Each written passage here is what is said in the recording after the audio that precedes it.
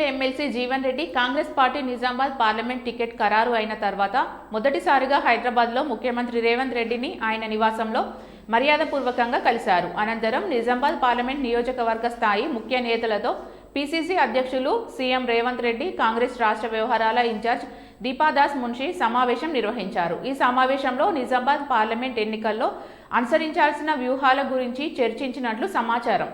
ఈ సమావేశంలో నిజామాబాద్ పార్లమెంట్ అభ్యర్థి Jeevan Reddy, PCC working president MLC Mahesh Kumar Goud, మాజీ మంత్రి సుదర్శన్ రెడ్డి, ప్రభుత్వ సలహాదారు షబ్బీర్ అలీ, ఎమ్మెల్యేలు, ఎమ్మెల్సీలు, ముఖ్య నాయకులు పాల్గొన్నారు.